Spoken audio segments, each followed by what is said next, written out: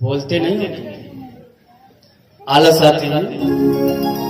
बोला करो, ये ढक्कन खोला खोला, बोलते बोलते अभ्यास हो जाए। क्यों जजमान, सत्य बात है कि नहीं? बाड़ी उड़ान कथनी, बाड़ी की शोभा भगवान के गुणगानों से होती है। झगड़ा लड़ाई सुना है, उनके चुगली उनसे कह दो, इससे नहीं होती है। यदि आपको भगवान ने मुख दिया है तो भगवान के नाम की गान करिए। हाथ दिए हैं तो माँ बाप की सेवा करिए, भगवान की सेवा करिए। पैर दिए हैं तो तीर्थों का दर्शन करिए, समझे? अब कान दिया है, जो ढक्कन, अच्छा ये जो दो ढक्कन लगाए हैं इसमें बहुत बड़ी रहस्य है, इसमें बहुत बड़ा रहस्य है। इस कान से श्रवण करिए क्या भगवान के नामों का। अच्छा महाराज, सुनने के लिए छेद ही काफी थे, तो ढक्कन क्यों लगाया? कभी किसी ने विचार किया? नहीं किया? अरे अभी कोरोना का माहौल चला था, भगवान जानते थे कि आने वाले युगों में, कलयुग में कोरोना का कहर होगा और लोग मास्क पहनेंगे तो उसका जो रबड़ रहेगा वो कहाँ लगाएंगे? अच्छा ये कि और भगवान को ये भी पता था कि कलयुग में कलयुग के प्राणियों की आंख की जो रोशनी है वो कमजोर हो जाएगी। तो जो चश्मा लगाएंगे, जो ढक्कन लगाएंगे, उसकी डंठी कहां टिकेगी? तो भगवान कभी कोई कार्य मतलब का नहीं करते। भगवान पे भी लोग टिप्पणियां करते हैं कि ये भगवान का कार्य बड़ा बेकार है। एक बार की बात है महाराज, एक इंसान था तो उसका काम यही था कि भगवान जो बनाए हैं उसमें कमियां निकालना, तो कमियां हर चीज में निकालना। तो एक बार वो जा रहा था तो काफी दूर तक गया, तो थक गया, तो एक बड़ा वृक्ष था, बरगद के नीचे बैठे ना तो बड़ा आनंद आता। उसकी एक स्वभाव है महाराज, गर्मी के दिन में वो ठंडा महसूस करवाता है, ठंड की छाया देता है और ठंडी में गर्म वातावरण देता है। उसके नीचे बैठ करके आनंद लीजिए कभी। अब तो एसी पंखा कूलर चल गया, पहले तो पेड़ के वृक्ष के नीचे ज्यादा बैठते थे। अच्छा वो इंसान महाराज गया, थक गया, वहां रुक करके वो बैठ गया। अब बैठ करके जब ऊपर देखा, वृक्ष के बरगद के ऊपर देखा तो देखा इतने बड़े बड़े फल थे। तो कहने लगा भगवान से, भगवान को कहने लगा, अरे महाराज आपने ये दुनिया ऐसी बनाई है कि हर चीज में कमियां दिखती है हमको। बरगद का पेड़ है, उस पे इतना विशाल बरगद का पेड़ और उसमें फल कितना बड़ा, छोटा छोटा सा होता है कि नहीं? और कद्दू और लौकी की पेड़ देख लीजिए, पेड़ इतने पतले पतले और भाई कद्दू लौकी इतने बड़े बड़े। तो उसने कहा कि भगवान का कोई कार्य सही से नहीं हुआ। यही सोचते सोचते वो सो गया। अच्छा सो गया, गहरी नींद आ गई। थकान जब होती तो नींद बहुत अच्छी आती है। सो गया, कुछ समय बीता महाराज, बरगद का एक फल उसके नाक पर गिरा। वो अचंभव में उठा, उठ करके देखने लगा और देख करके भगवान से क्षमा मांगने लगा, हे प्रभु जो आपने कार्य किया सब अच्छा है, हम ही गलत थे, क्योंकि यद्यपि इस बरगद के पेड़ पे कहीं कद्दू और लौकी लगे रहते तो आज हमारे चेहरे का क्या हाल होता। तो ये बात प्रभु संसार में जो बनाए हैं उसमें कभी भी कमी नहीं करते, कमी तो हम आप निकालने में लगे रहते हैं। और महाराज आप लोग बड़े भाग्यशाली हैं कि यजमान जी के द्वारा सभी लोग कथा श्रवण कर रहे हैं। आज कथा का द्वितीय दिवस है। इस भागवती गंगा में आप लोग स्नान कर रहे हैं, पान कर रहे हैं। अच्छा महाराज, एक प्रश्न बताइए आप लोग, गंगा कितने प्रकार की होती है? किसी को पता है?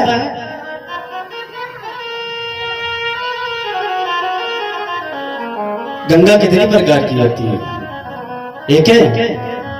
अच्छा यजमान जी, गंगा 2 प्रकार की होती है। अब किसी ने कहा महाराज कैसी बात करते हैं, हम तो आज तक एक का जानते थे। लेकिन नहीं, गंगा 2 प्रकार की होती हैं। एक प्रयागराज की गंगा भागीरथी और दूसरी भागवती गंगा। गंगा कितने प्रकार की है? आज से तो जान लीजिए महाराज। गंगा 2 प्रकार की होती है, परंतु दोनों में अंतर है। दोनों में अंतर क्या है? आप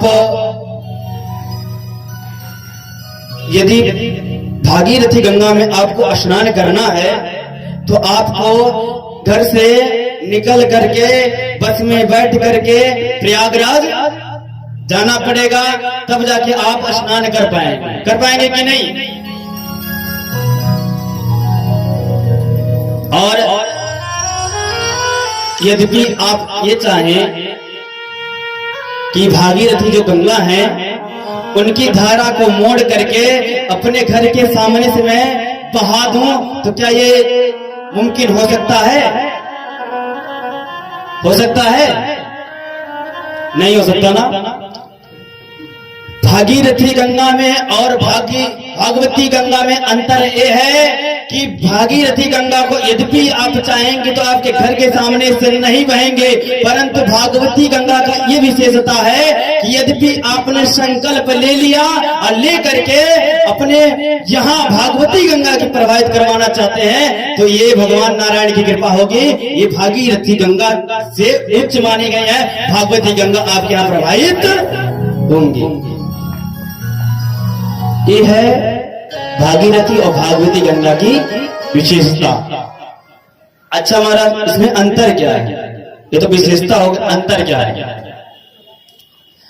अच्छा, प्रयागराज गंगा में आप स्नान करने गए, स्नान करते करते कदाचित आपका पांव फिसल गया तो क्या होगा? तैरने ना आता तो क्या होगा? डूब जाएंगे तो क्या होगा? मर जाएंगे।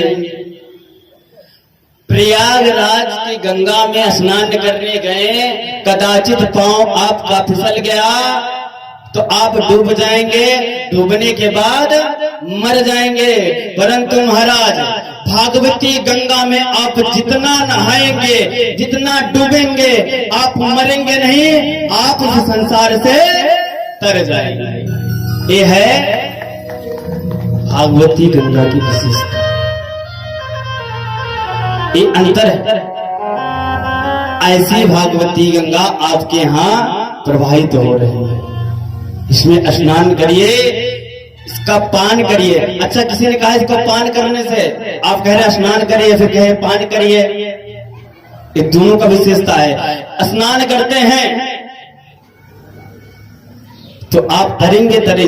यदि पान करते हैं, आपके हृदय में आता है तो कहते हैं प्रयागराज की गंगा में आप लोग स्नान करने जाएंगे तो लोग कहते हैं गंगा में स्नान करने से सारा पाप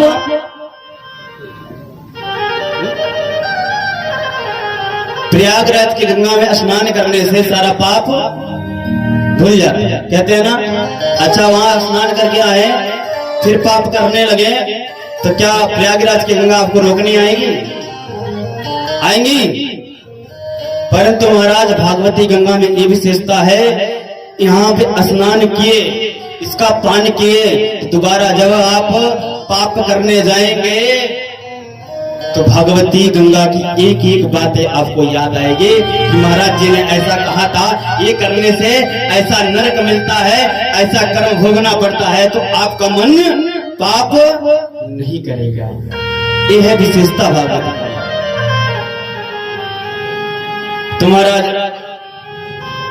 कल हमने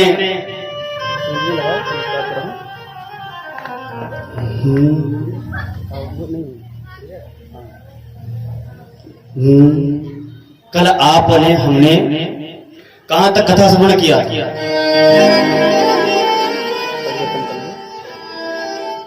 कहां तक कथा श्रवण किया? जन्म तक। अच्छा माता यजमान जी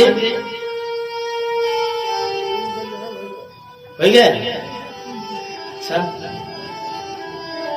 पक्का संशय में ना रही है। ऐसे ही संशय कीन भवानी, इसी तरीके संशय भवानी ने किया था। आगे अभी कथा श्रवण करेंगे। आज तो भगवान का विवाह उत्सव भी मनाया जाएगा, भोलेनाथ और माता पार्वती का। सुखदेव भगवान का जन्म हुआ। सनकादियों ने प्रश्न किया सुखदेव जी से, महाराज परीक्षित जी को ही श्रीमद् भागवत कथा क्यों सुनाई गई? सुखदेव भगवान ने कहा, सनकादि ऋषियों, अब मैं आपसे परीक्षित के जन्म, कर्म, मोक्ष तथा पांडव की स्वर्गारोहण की कथा आपको श्रवण कराने जा रहा हूं। आप लोग ध्यान पूर्वक से सुनिएगा। ये बतिया लीजिए। देखिए ये कथा बहुत ही सुंदर है। इस कथा को जो ध्यान से सुनेगा, अपने जीवन का, प्रभु से मिलने का और प्रभु से बिछड़ने का, उसे सारा विषय प्राप्त करना है। परंतु आप ध्यान देंगे तब। तो सूर्य जी कहते हैं, सनकादियों ध्यान से सुनिए। ये उस समय की बात है महाराज, जब महाभारत का युद्ध समाप्त हो चुका था। जब महाभारत का युद्ध समाप्त हो चुका था, भीमसेन की गदा से दुर्योधन की जो जंघा थी उसे तोड़ दिया था। महाराज रणभूमि में दुर्योधन पड़ा हुआ था, तड़प रहा था। ऊपर 3 कौवे गीध, भूमि रक्त, एकदम रक्त ही रक्त दिखता था। जानिए कि वो भूमि नहीं, वहां पे 100 का पूरा परात बिछ गया था। इस तरह युद्ध हुआ।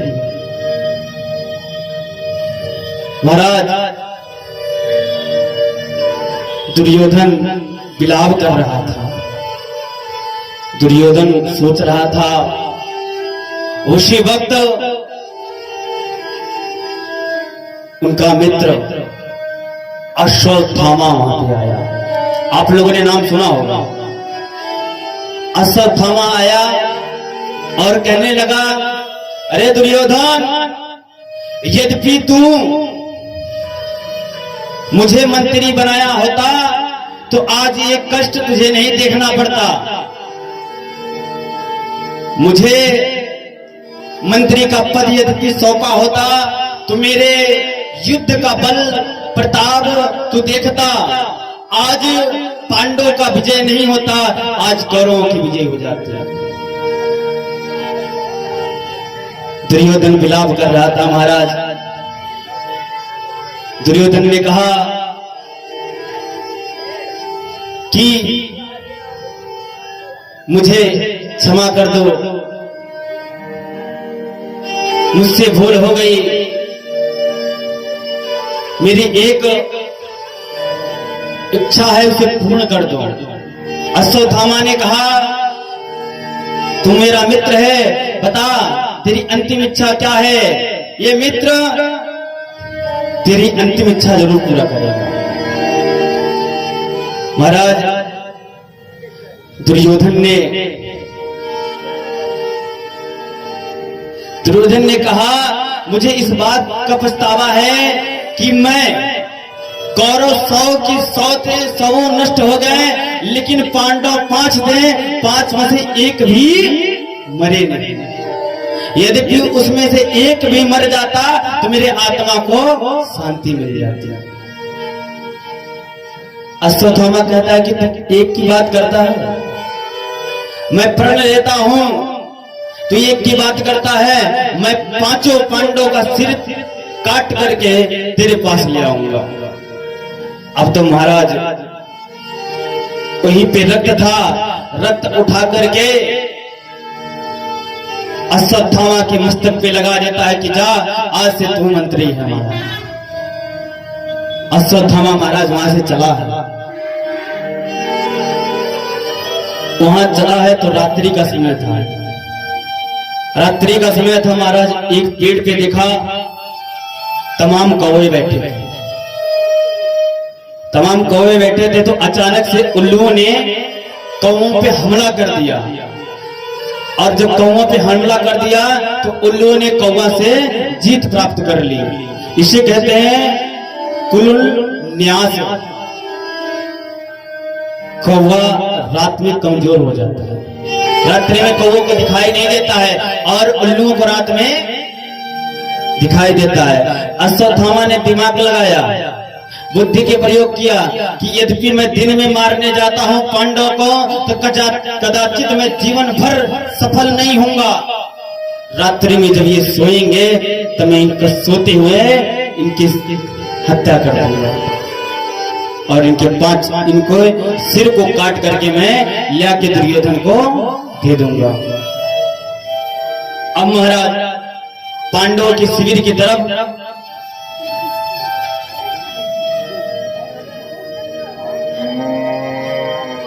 पांडवों के शिविर की तरफ अश्वत्थामा बढ़ता है, और इधर 5 पांडे सोए हुए हैं। भगवान कृष्ण जाकर कहते हैं, अरे पांडव, तुमने इतना पाप किया है, तुमने इतनी